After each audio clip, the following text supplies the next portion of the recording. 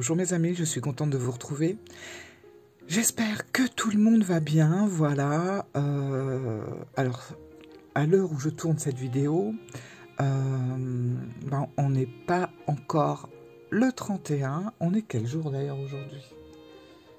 On est le 29. Ouais, bon, je vais poster cette vidéo demain, donc le 30. Donc aujourd'hui pour vous, voilà. Et je voulais vous présenter un jeu que j'ai acheté sur la boutique du Roi de Coupe. Alors, je vais vous montrer le dos déjà. Voilà. Donc, c'est un dos dans des tons un petit peu bleu, bleu, je sais pas, un bleu, je sais pas, un bleu ancien un peu, voilà. Donc, on reconnaît bien les tentacules d'un poulpe. Alors, pourquoi j'ai craqué sur ce jeu? Pour plusieurs raisons. Je vais vous montrer les images. On va faire les choses dans l'ordre là, parce que je sens que je vais partir dans tous les sens. On va commencer déjà pour la qualité. On va commencer par parler de la qualité du jeu.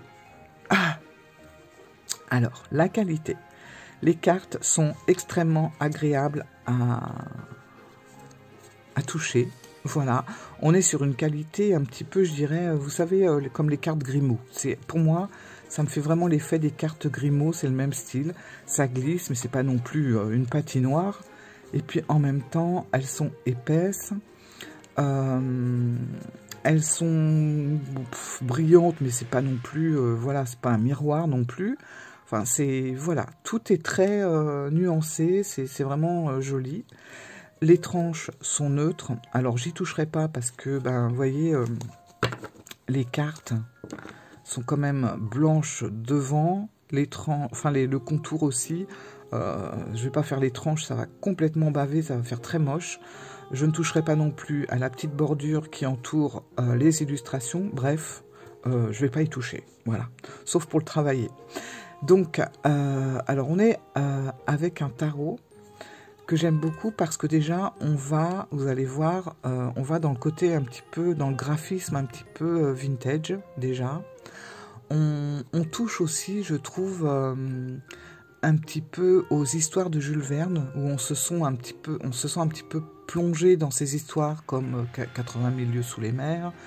Bon là je crois que c'est plus Jules Verne, mais L'île au trésor, enfin toutes ces histoires un petit peu à l'ancienne, enfin moi qui me faisaient rêver personnellement quand j'étais plus jeune. J'aimais beaucoup Jules Verne et justement ce jeu me fait penser à ça.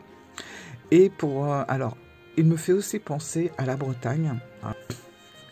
J'aime énormément cet endroit. Voilà, la Bretagne pour moi, j'ai la chance d'avoir de la famille qui vit en Bretagne.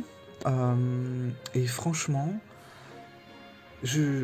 c'est un des endroits où je me ressource, mais totalement, par son côté un petit peu sauvage, ces falaises, la mer, le vent, il fait pas trop chaud,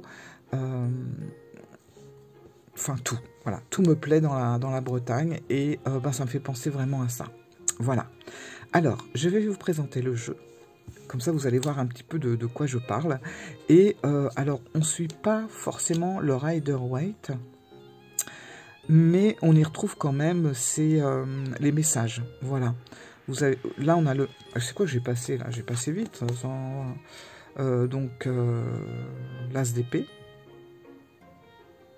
Voilà. Donc, on va pas s'encombrer de plein de couleurs, de plein de détails. En fait, je trouve que...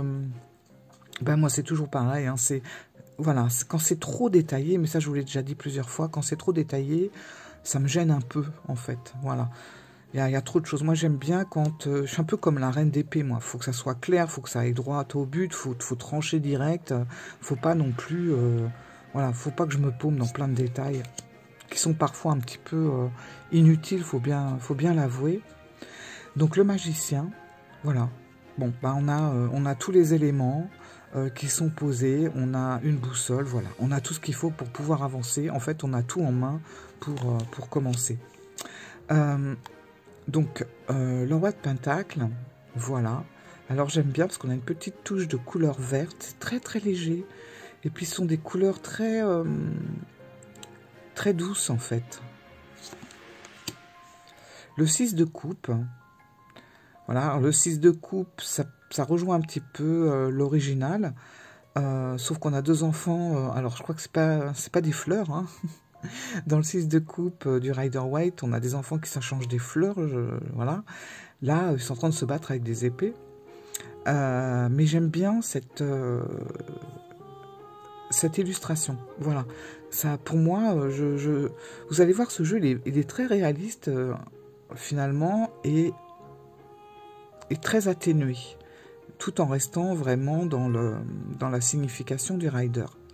Mais là, ces deux enfants avec ces deux épées, pour moi, ça me fait vraiment penser à que, bah voilà, on est petit, on s'amuse, mais en même temps, c'est comme une préparation à la vie. C'est-à-dire que la vie, c'est quoi? C'est une multitude de batailles, des biens, des moins biens, mais voilà, ça représente un peu la vie qui va arriver assez vite, en fait.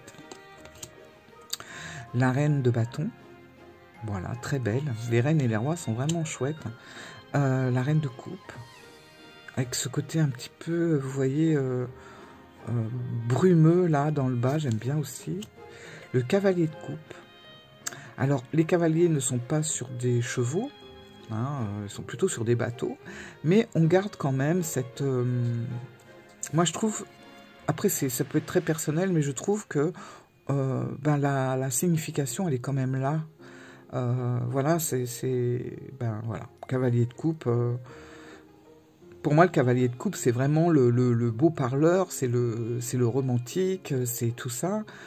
C'est une personne qui saura vous écouter, et on le voit, il arrive avec ses deux tasses, on voit qu'il est là, il est prêt à s'installer comme ça à côté de vous pour vous écouter et tout ça, mais c'est pas non plus un personnage avec qui vous allez construire quelque chose. Le roi de coupe, vous ne construisez rien avec lui, ça va être toujours à court terme. C'est pas quelqu'un qui va s'engager. Et le fait de retrouver le cavalier, pas le roi, j'ai dû dire le roi, mais c'était le cavalier. Le fait de retrouver le cavalier comme ça sur le pont d'un bateau, ben, je trouve que c'est ça en fait. On dit bien que chaque marin a une femme dans chaque port, ou je sais pas quoi, un truc comme ça. Ben, c'est ça, c'est-à-dire qu'il est là, il est présent, mais il est sur son bateau, il peut repartir à tout moment. Regardez le chariot. Le chariot, franchement, c'est génial. Alors, on n'a pas les deux sphinx, mais on a deux hippocampes. Voilà, qui sont chacun tournés dans leur direction, mais on voit qu'ils sont quand même liés. Une ancre pour la force. La grande prêtresse. Très belle. Alors, moi, je ne suis pas fan du bleu en général, mais là, je trouve que les bleus sont un peu vieillis. C'est des couleurs vraiment un peu... voilà. Bon, super belle. Le 4 d'épée. Alors, le 4 d'épée, alors là, elle est un petit peu différente du Rider. Le Rider, c'est le personnage, l'espèce de soldat en armure qui est couché avec une épée sous le matelas et puis trois autres au-dessus de sa tête, qui nous invite à prendre du repos, à méditer, à réfléchir. Et bon, bah là, on est sur un bateau forcément, mais je trouve que bah, c'est hyper parlant en fait. Je sais pas ce que vous en pensez, mais là, pour moi, on voit le personnage qui est tout seul dans une barque, donc il a vraiment besoin de se ressourcer, il a besoin de partir, d'être seul. Mais bon, bah voilà, il y a quand même ces tensions qui sont au-dessus de sa tête, mais bon, c'est le moment de réfléchir, de se reposer, de s'isoler. Le 7 de Pentacle, je la trouve très bien. Là, on ressent bien. Les voiles sont descendues, il n'y a pas de vent, la mer est calme, c'est le moment de... on patiente, on attend que le vent se lève. Roue de fortune, la roue de fortune, c'est la roue du destin. Moi, je trouve que de mettre un gouvernail, je pense que c'est un gouvernail, hein, c'est bien pensé, parce que le gouvernail... c'est la roue du destin en fait. Le destin, vous le contrôlez pas, même si vous avez l'impression que vous êtes le libre arbitre. Si les choses doivent arriver, elles arriveront, et c'est comme ça. C'est toujours pareil, c'est ou en bien, ou en négatif, ou en positif. Et le gouvernail, c'est vous qui contrôlez le bateau, mais au-dessus de ça, il y a la mer quand même, et contre la mer, vous ne pourrez pas grand-chose. Justice, c'est pareil, super bien pensé. On a une boussole. Donc la justice, c'est l'équilibre. On a quand même, l'auteur, le créateur de ce jeu a quand même mis une petite balance au centre. Je vous mettrai le nom du créateur, de l'illustrateur et du créateur. Je crois que c'est la même personne. Je vous donnerai tout ça à la fin. Et voilà, donc j'aime bien le fait d'avoir une boussole pour représenter la justice. Le 10 de Pentacle. Voilà, le 10 de Pentacle est très différent du Rider. Mais en même temps, quand on y regarde de plus près, on s'y retrouve. Le 10 de Pentacle, on ressent que c'est vraiment tout ce que le marin aimerait retrouver en rentrant, en fait. On a la maison, on a la famille, on a l'argent, on a plein de choses quand vous regardez de plus près. Donc c'est vraiment tous les désirs du marin, voilà, qui doit se réaliser ou qui se réalise selon la position de la carte. J'aime beaucoup le 7 d'épée, voilà, avec ce côté très rassurant et puis ce côté un peu moins. Vous savez, le 7 d'épée, c'est lui qui part avec 7 épées sous le bras. Enfin, il les a pas toutes les 7, mais on voit qu'il est en train de faucher des trucs, quoi. Et là, on a un côté pirate, un côté marin. J'aime bien le côté vrai-faux, quoi. C'est bien représenté pour la carte. Le roi de bâton, avec son petit feu, là. Le 4 de Pentacle. Alors, celle-là, elle rejoint tout à fait le Rider. Le page d'épée. Alors, la majorité des pages sont des sirènes. Le 10 de bâton, on voit avec la surcharge. Alors, les bâtons, ce ne sont pas des bâtons, mais ce sont des télescopes. Voilà. Le fou, magnifique. Ce fou qui part à l'aventure sans se... Voilà, il part. Et j'aime bien le fait qu'il parte comme ça tout droit. C'est-à-dire qu'il part pas par là ni par là, il part devant lui, en fait. J'aime bien. 10 de coupe très très différente du Rider. Alors, pourquoi une méduse? Je pense, la méduse, c'est quand vous regardez, c'est quand même un animal assez fascinant. Quand il se déplace, c'est très majestueux, c'est très joli. Faut encore que je travaille cette carte, mais pour moi, voilà, ça représente une finalité, un alignement, quelque chose où tout se rejoint, tout est aligné. Ouais, je sais pas, faut que je travaille encore cette carte. Le 8 de bâton. Elle est très belle aussi. Le 7 de coupe. Voilà, le 7 de coupe avec toutes les tentations. Toutes les tentations d'un marin. Donc l'alcool, l'or, les îles, il y a même le poulpe. Alors vous allez voir dans ce jeu, il y a le poulpe apparaît dans 4 ou 5 cartes, je ne sais plus exactement. Ce sont toutes des cartes négatives. Ou alors des cartes qui nous annoncent d'être prudent. Voilà. Voilà, donc le 7 de coupe fait partie de ces cartes-là. Le 8 de pentacle, magnifique, avec tous les outils qu'a besoin d'avoir un marin pour construire et avancer. La boussole, la loupe, enfin bref, c'est magnifique. L'ermite, forcément. L'as de bâton. Donc, vous voyez, on est vraiment avec j'allais dire une lorgnette. Je sais pas si ça s'appelle comme ça, non. Non, c'est un télescope, ouais. Regardez le 3 de bâton, le 3 d'épée. Voilà. Et je trouve qu'elle elle est beaucoup moins percutante que le cœur transpercé par 3 épées. Mais en même temps, voilà, elle est... je trouve qu'elle est bien parce que, voilà, on n'est pas forcément dans le... comment dire, dans le sentimental avec cette carte. Et le fait d'avoir fait 3 épées, si vous regardez bien, on a des petites gouttes de sang, on voit qu'on a été blessé, qu'on a été piqué, qu'on a été touché. Voilà, mais bon, alors forcément, hein, c'est au niveau du cœur que ça va nous faire mal, mais ça peut être quelque chose par rapport à n'importe quoi, en fait. C'est pas forcément à cause d'une relation qui se finit mal, ou une trahison, ou voilà. Moi, j'aime bien cette représentation du 3 d'épée. Le page de pentacle, donc on retrouve la sirène avec ses petites, son argent. Le 9 de pentacle. Bon, voilà. Je crois que là, on retrouve la signification directe du rider. L'as de pentacle. Le 9 d'épée. Alors voilà, vous voyez, on a les tentacules qui sont là. De l'encre qui est ici. On voit que, bon, c'est pas une bonne carte. Hein. La tempérance, j'aime beaucoup la tempérance parce qu'on retrouve le triangle qu'a justement la tempérance sur son... Dans le Rider-Waite, la tempérance, elle a ce triangle... Ah, je sais plus, je crois que c'est sur ses affaires. Bon, en tout cas, vous allez voir, vous avez un petit triangle. Et bah, j'aime bien comment c'est représenté encore. Alors celle-là, 10 d'épée, bah écoutez, voilà, celle-là, elle est restée très fidèle. Alors c'est étonnant parce que c'est 10 d'épée, mais moi j'en vois 9.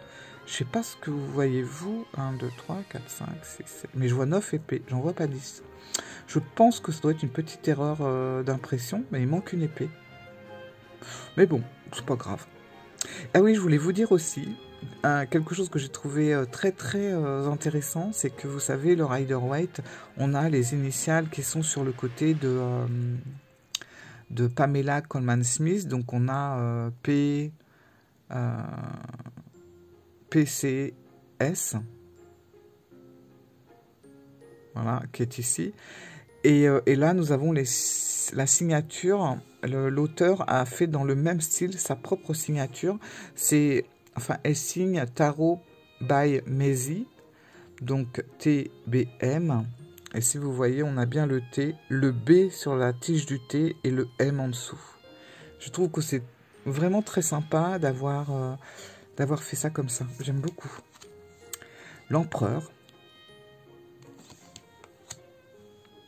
La reine de pentacle, voilà, toujours dans la verdure. Cette lune est fascinante. J'aime énormément cette lune, voilà, parce que on retrouve un petit peu toutes les dimensions de la lune. Enfin, dans le sens, quand je dis ça, je veux dire, on dit souvent que la lune, bon, ok, c'est l'intuition, c'est tout ça, mais en même temps, on n'en dit pas forcément du bien de la lune, souvent dans les jeux. Du rider, et je trouve que là, elle est bien représentée, on ressent bien cette lune un peu borderline, c'est-à-dire que là, voilà, là vous voyez, c'est illuminé, on sait où on va, on a comme si le chemin était tracé, mais si jamais on s'écarte de cette lumière, on est dans le noir, on est perdu, on est complètement, peut-être même paniqué. Donc on a vraiment une fine ligne à suivre, mais à tout moment, on peut être... on peut quitter le fil et se retrouver angoissé. J'aime bien cette carte. Ah, alors là, c'est pareil. Le pendu. L'auteur nous a mis un... Comment que ça s'appelle? Un trident. Je crois que ça s'appelle comme ça. Bon, bah, l'eau, Neptune, trident, etc. C'était évident, mais c'est très étonnant de l'avoir représenté dans le pendu.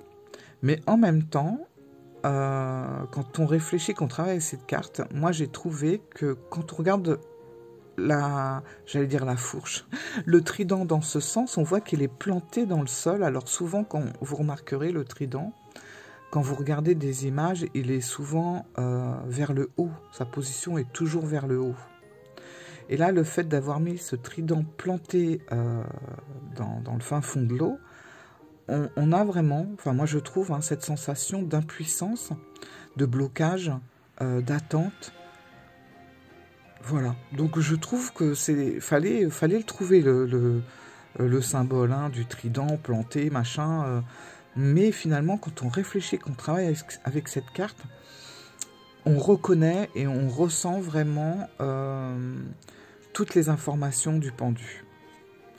Je vous laisse vraiment faire cet exercice de réfléchir au trident et au pendu, et du trident planté comme ça, et vous allez voir, on ressent ce côté impuissant, quoi. Voilà. Bon, l'as de coupe.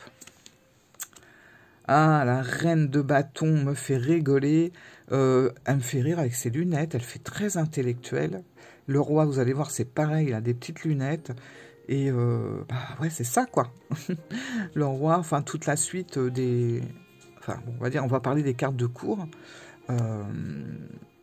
Des épées, c'est quand même d'y voir clair, de percer les choses, de voir plus loin, voilà, d'avoir.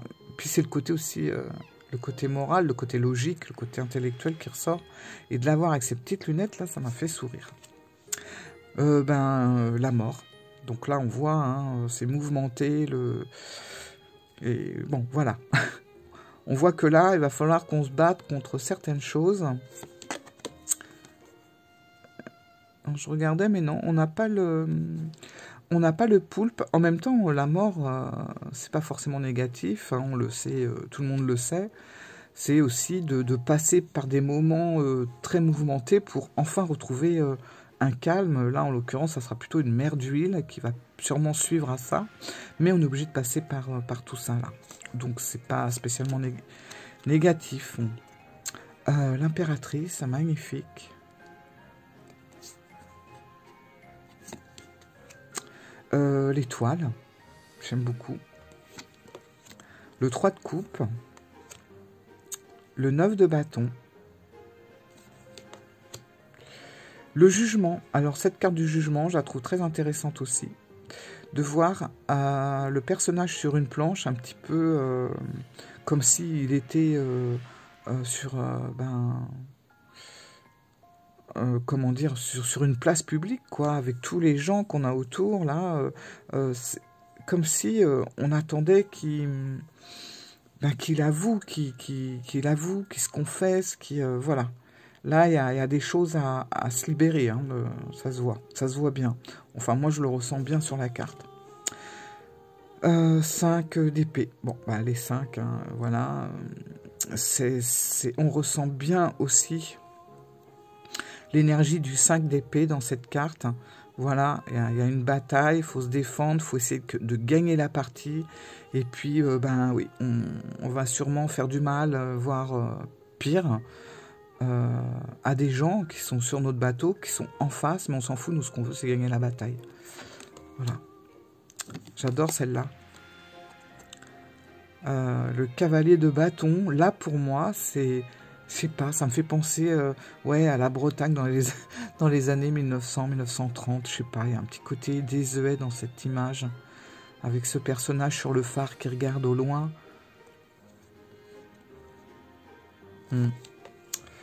Le 8, le 8 d'épée, magnifique. 8 d'épée, c'est pareil, on n'est pas du tout dans le même dessin que le Rider, mais la signification reste là quand même. Voilà, avec on a vraiment l'impression qu'on voit rien, qu'on est... Et vous voyez, on a le poulpe qui réapparaît, donc c'est pas une super carte, avec toutes ces épées tournées vers nous pour nous bloquer, mais bon, on est quand même dans le mental, encore une fois, puisque on est avec un crâne, hein, donc c'est vraiment quelque chose de... propre à nous-mêmes, en fait. On s'inflige un peu du négatif, alors que on pourrait facilement s'en sortir si on se libérait de tout ça. Je la ressens comme ça. 9 de coupe. 2 de coupe. 2 de bâton. Je vous ai dit quoi avant? 2 de bâton. Bon, là, on arrive... 2 de bâton, j'aime beaucoup. Moi, les 2 et le 3, je vais vous le dire et vous le redire à chaque fois. Et là, voilà. 2 de bâton, représentés en plus par des télescopes. Y a rien à dire, hein. Les amoureux. Alors, j'aime bien aussi cette notion, cette énergie que dégage cette carte. Parce que là, on est vraiment, vous voyez, avec une sirène qui est en train d'entortiller un humain. Et elle l'emmène dans les profondeurs de son... de son eau. Voilà. Et j'aime bien parce que souvent, les amoureux, c'est vrai que... voilà, tout de suite, c'est love to love quand on a la carte de l'amoureux, alors que pas forcément. Et justement, là, on voit... Après, tout dépend des cartes qu'on a autour, hein, c'est toujours pareil. Mais là, on voit qu'il y a une emprise assez importante sur cet homme. Et qui se laisse emporter lui-même. Hein. Donc, c'est comme si on avait envie de dire faut absolument réagir, parce qu'à un moment donné, ça va mal se terminer l'histoire, quoi. Regardez ce roi de bâton. Je dirais Harry Potter. J'adore. Il est jeune, hein, c'est un jeune roi. Hein. Le 6 d'épée, c'est pareil, ça ne suit pas le rider, mais bah écoutez, l'énergie quand même là, très puissante je trouve, hein, avec ce côté un peu, bah voilà, c'est bon, il est temps, bon on a quand même la barque, hein, on a quand même les épées, et on voit que là, la barque et la personne se trouve dans une grotte. Et je pense que là, ça y est, c'est bon, c'est le moment de s'échapper, c'est le moment d'aller changer d'air, c'est le moment de partir. Et puis on va laisser en même temps tous nos conflits, tous nos tracas dans la grotte. Il est temps de partir. Et j'aime bien parce que justement, les épées ne sont pas sur la barque. Et ça, j'aime bien. Voilà, c'est des petits détails, mais qui ont toute leur importance. Le cavalier de Pentacle. Voilà. Le page de bâton. Petit côté aussi, petite sirène, genre Ariel. Hein. Ah, le diable, il est terrible. Le diable avec là le poulpe dans toute sa splendeur et son crachat d'encre. Là, il est là vraiment pour vous mettre dans le flou, pour que vous ne puissiez plus voir ce qui se passe. Il peut vous entortiller en plus hein, avec ses tentacules. C'est un peu les chaînes hein, du diable. Et puis toute cette encre partout pour obscurcir votre vision. Mais je trouve que c'est super bien représenté. Le monde, franchement, voilà. Il n'y a pas besoin d'en mettre des caisses, d'en faire des caisses en tout cas. Voilà, ça parle de... Alors le hiérophante, magnifique. C'est ce que j'aime aussi dans ce jeu, c'est qu'on n'a aucune notion religieuse. Et j'aime beaucoup, ça donne un petit côté un peu... Bah justement, un côté plus aventure... Comment dire? Plus aventurier? Je sais pas comment dire. Bah, en tout cas, ça nous laisse plus de possibilités, voilà, plus d'échappatoires, plus de... bon, voilà. Et je trouve que là, l'hiérophante, qui est en train de structurer, de mettre de l'ordre dans ses... bah, c'est un cartographe, en fait. Hein, il est en train de travailler, de mettre en ordre pour voir comment les choses vont évoluer. Enfin, j'adore cette carte. Bon, bah, le dos de coupe. 4 de coupe. J'aime beaucoup le fait d'avoir gardé le nuage avec cette coupe posée comme ça sur la tête. On sent qu'on est quand même dans la réflexion, qu'on réfléchit, que c'est un peu... voilà, on est un peu embrumé hein, dans le 4 de coupe et ben, je trouve que c'est bien représenté. Le 8 de bâton. Le roi de coupe. Le 5 de coupe. Le 5 de coupe, elle est très intéressante parce que contrairement à la carte du Rider-Waite, le 5 de coupe nous laisse de la positivité dans le négatif. Alors, on a bien les trois coupes qui sont en train de perdre tout ce qu'il y a dans les 3 coupes là. On a 2 coupes qui sont droites et en fait, ben, ça s'écoule dans les 2 couples ici. Les 2 couples, n'importe quoi. Dans les 2 coupes ici. Et c'est comme si finalement, même si c'est une carte quand même assez négative, et ben il y a du positif qu'on va en ressortir. Le 3 de Pentacle, vous voyez, c'est une carte, c'est rien du tout. C'est un dessin très comme ça, à première vue, très banal. Mais quand on y regarde de plus près, qu'on la travaille un peu, qu'est-ce qu'on voit? Ben, on voit un bateau, on voit 3 pentacles qui sont posés aux extrémités du bateau, un autre en l'air. Le 3 de pentacle, vous savez, c'est la carte où on doit se réunir, travailler en équipe pour en ressortir quelque chose de positif. Je trouve que dans cette carte, ben c'est vachement bien représenté dans le sens où sur un bateau, il y a beaucoup de monde et tout le monde a quelque chose de bien précis à faire. Et en même temps, toutes ces choses différentes qui vont être mises en œuvre enfin, qu'il va falloir travailler dans ce bateau, vont avoir le même but, c'est d'avancer là où la destination doit nous emmener. Et ben je trouve que c'est super bien représenté finalement. Enfin, je ne sais pas si j'étais très clair sur cette explication, mais bon. Le 5 de Pentacle, voilà. C'est tellement bien représenté, le 5 de Pentacle en naufrage. Je trouve que ouais, c'est fort. Le 3 de bâton. Alors le 3 de bâton, voilà, moi j'aime cette carte. C'est 3... J'arrive pas à retenir ce mot. Hein. Télescope. Qui sont là sur une carte. Donc, voilà, je crois que il n'y a pas besoin d'en dire plus, en fait. Le 2 d'épée. Très bien. Le 7 de bâton. J'adore aussi le 4 de bâton. Le 4 de bâton, j'ai mis un petit temps pour vraiment retrouver la signification du 4 de bâton original. Et finalement, en réfléchissant, j'ai compris parce que, voilà, on a un phare. Le phare, c'est quand même ce qui... c'est un repère pour les marins, pour toute personne qui se trouve sur l'eau. Et je trouve que, effectivement, c'est vraiment l'endroit où on se repère pour pouvoir rentrer à la maison, pour retrouver les gens qu'on aime. Voilà.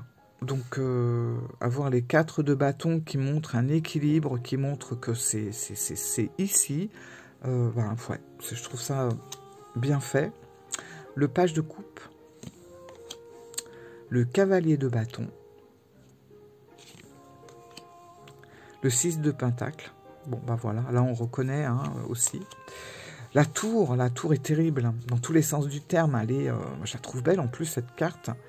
Mais là, vous voyez le poulpe, il est là encore. Et là, on est vraiment dans 80 000 lieues sous les mers avec Jules Verne. Il n'y a pas à dire. Et là, c'est la tempête, mais c'est le chaos, cette carte. Et c'est vraiment ce que représente la tour en temps normal.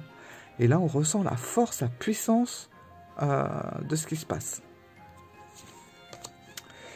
Le soleil, super carte avec cette superposition du phare et du soleil. Là, on peut expliquer et dire beaucoup de choses avec cette carte-là. Bon, le 2 de pentacle, le 5 de bâton. Et on termine avec le 8 de coupe, où on voit que le bateau laisse derrière lui son passé, tout ce qui ne va pas, puis on va droit devant. Toujours pareil, j'aime bien la notion d'aller droit devant, mais pas spécialement à droite ou à gauche. Donc voilà, je vous ai présenté le tarot tempête, parce que je trouve en anglais c'est pas très beau. Tempeste tarot, ouais, j'aime pas trop. Et j'avoue que ce jeu, il est assez impressionnant par les messages qu'il va délivrer. Il est assez puissant et en même temps, il est cash, mais il sait prendre des gants. Voilà, il sait prendre des gants pour annoncer certaines choses. Maintenant, s'il y a des choses à annoncer qui ne sont pas spécialement agréables, il va le dire. Voilà. Donc j'aime beaucoup. Voilà, ça sent bon l'air iodé, ça sent bon la liberté et l'évasion et l'aventure. Voilà. Bon, alors, donc je vous ai dit, je vous mettrai tout, où l'acheter, et puis les noms, voilà, des personnes qui ont participé à ce jeu, parce que là, de tête, c'est pas la peine. Ne me demandez pas de nom, je ne saurais pas vous les dire, ou je vais tout écorcher, c'est horrible. Donc voilà, mes amis, je suis super contente de vous avoir présenté ce tarot, que je trouve très instructif, franchement. Bon, après, il faut aimer le milieu de la mer. Écoutez, je vous remercie. 36 minutes, c'est quand même pas mal. Si vous êtes restés jusqu'au bout, bravo les gars. Vous êtes les meilleurs et je vous félicite. Bon, si vous avez coupé avant, vous ne verrez pas la suite, c'est clair. Mais en tout cas, je suis contente que vous soyez là. Merci beaucoup. Je vous embrasse. Je ne vous souhaite pas encore la bonne année puisqu'on n'y est pas et ça, c'est comme les anniversaires, on les fait pas avant. Voilà, mais on se retrouve ou pour le réveillon ou pour le lendemain. En tout cas, je vous fais plein de gros bisous et je pense que ça sera la dernière vidéo de l'année. Donc on fera un petit bilan début janvier. Je vous embrasse. Bye. Je vous adore. Au revoir.